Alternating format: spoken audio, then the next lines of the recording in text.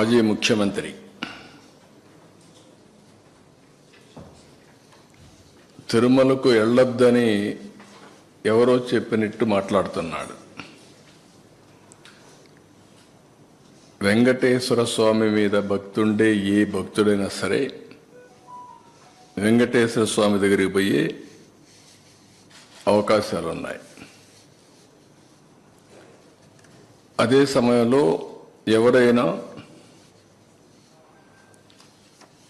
వేరే మతాలకు సంబంధించిన వ్యక్తులుంటే అక్కడ కొన్ని సాంప్రదాయాలు ఉన్నాయి. ఆ సాంప్రదాయాల్ని గౌరవించాలి. ఇది చాలా టెంపుల్స్లో ఉండే ఆనవాయితీ. ఇక్కడ ఎవ్వరు కూడా ఆయన పోవద్దని చెప్పలేదు. ర్యాలీలు జన సమీకరణలు చేయొద్దని చెప్పాం. ఇటీవల తిరుమల తిరుపతి దేవస్థానంలో జరిగినటువంటి పరిణామాల వల్ల భక్తుల మనోభావాలు దెబ్బతిన్నాయి. ఎప్పుడైతే భక్తుల మనోభావాలు దెబ్బతిన్నాయో భక్తులందరూ కూడా ఆందోళనలో ఉన్నారు. ఆందోళన ఉన్నప్పుడు భక్తులందరూ కలిసి ఒక పక్క ఆర్గనైజేషన్ చేసి రాజకీయ పార్టీ ఈయన పోయినప్పుడు కొన్ని వేల మందిని మేము కూడా మొబిలైజ్ చేస్తామని లోకల్గా ఇన్ఫర్మేషన్ ఇచ్చారు. ఆటోమేటిక్గా ఎలాంటి అవాంఛనీయ సంఘటనలు జరగకూడదనే ఉద్దేశంతో అక్కడ యాక్ట్ ఆఫ్ 30 అంటే 10 మంది గుమ్ము కూడకూడదని తీసుకొచ్చారు. అయితే ఇప్పుడు ఆయన మాట్లాడేది చూస్తే ఆయనకి ఏ సాకులు ఉన్నాయో నాకు తెలియదు పోకుండా ఉండడానికి. కానీ ఆయన ఏదో నిలిపేశారు, నోటీస్ ఇచ్చారని మాట్లాడుతున్నారు. Can you show any notice? నేను స్ట్రైట్గా అడుగుతాను, నీకు నోటీసులు ఏమైనా ఇచ్చారా? నిన్ను వెళ్ళవద్దని ఎవరన్నా చెప్పారా? ఇస్తే చూపేయండి మీడియాకి. ఎందుకు అబద్ధాలు ప్రచారం చేస్తూ ప్రజల్ని మభ్యపెడుతూ ఇష్టానుసారంగా ప్రవర్తించడం ఇది సబబు కాదని. ఎందుకంటే ప్రజా జీవితంలో ఉండే మనందరం కొన్ని సాంప్రదాయాలు పాటించాలి. అందుకే నేను దీన్ని చాలా స్పష్టంగా అడుగుతున్నాను. ఇంకొక పక్కన సమాజంలో ఏ మతానికైనా కొన్ని సాంప్రదాయాలు ఉంటాయి, ఆచారాలు ఉంటాయి. ఎవరైనా సరే అక్కడికి పోవాలంటే గౌరవించి తీరవలసిందే. దేవుని యొక్క ఆచారాలు సాంప్రదాయాల కంటే వ్యక్తుల ప్రమేయం కానీ ఏ వ్యక్తి కానీ గొప్పవాడు కాదు. ఈ విషయం మనం గుర్తుపెట్టుకోవాల్సిన అవసరం ఉంది. దేవుడి ఆచారాలని భక్తుల మనోభావాలను ప్రశ్నించేలా ధిక్కరించేలాగా ఎవరూ ప్రవర్తించకూడదు.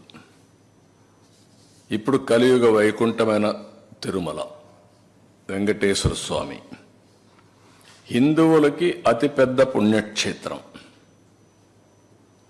అది హిందువులకు అందరికీ ఒక దివ్యక్షేత్రం. ప్రతి ఒక్కరికి ఒక కోరిక, జీవితంలో ఒక్కసారైనా వెంకటేశ్వర స్వామి దగ్గరికి వెళ్ళి దర్శనం చేసుకొని మొక్కులు తీర్చుకోవాలి అనేది ప్రతి ఒక్కరి యొక్క కోరిక. ఇవన్నీ కూడా అది మన రాష్ట్రంలో ఉండడం తెలుగువారి అదృష్టం.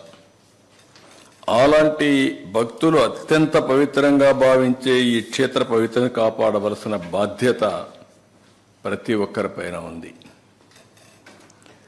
అలాంటిది ఉన్నప్పుడు అక్కడ పోయినప్పుడు నియమాల్ని, ఆగమ శాస్త్రాల్ని, ఆచారాల్ని, నిబంధనల్ని తప్పనిసరిగా పాటించాలి. అలాంటి పాటించకపోతే కొందరి మనోభావాలు కూడా దెబ్బతినే పరిస్థితి వస్తుంది.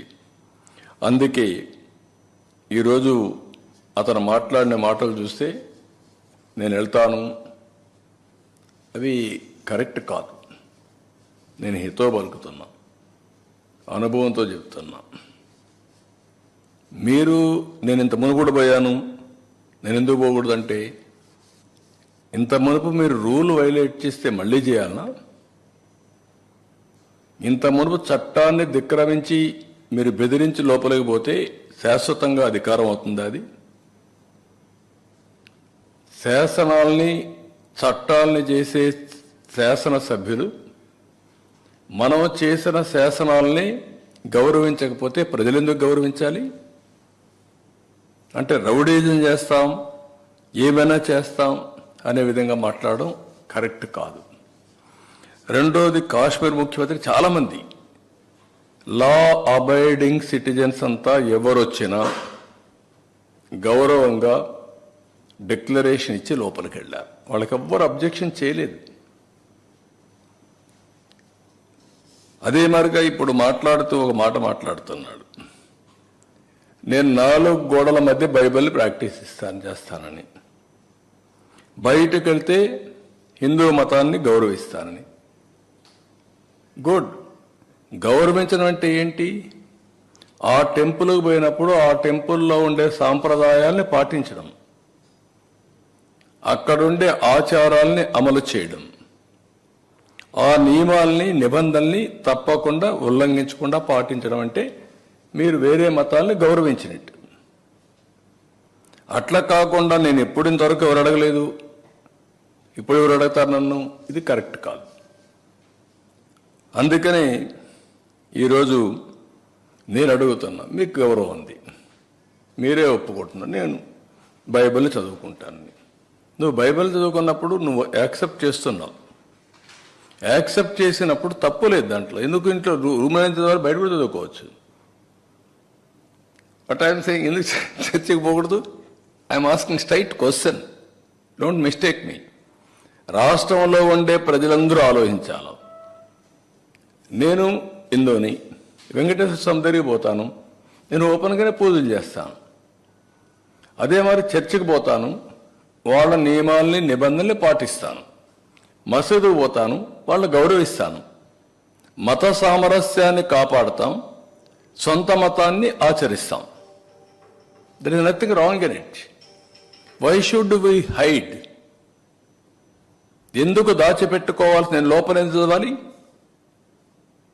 You can read outside, nothing wrong. నేను తప్పుపట్టడం లేదు. కానీ లోపల మాత్రం చేస్తాను, బయట మాత్రం చేయను, నాది మానవత్వం అని మాట్లాడుతున్నాను. నేను మానవత్వం ఏంటి? మత సామరస్యాన్ని కాపాడడం మానవత్వం కాదు. మీరేమంటున్నారు? నేను ఎప్పుడో చెప్పాను, పాబ్లో ఎస్కోబార్ అని. ఆ లీలల వల్ల, చేసిన అరాచకాల వల్ల ఒక్కొక్కటే బయట వస్తా ఉంటే ఇవి కూడా జరుగుతాయా అని మీకు ఆశ్చర్యం లేదు?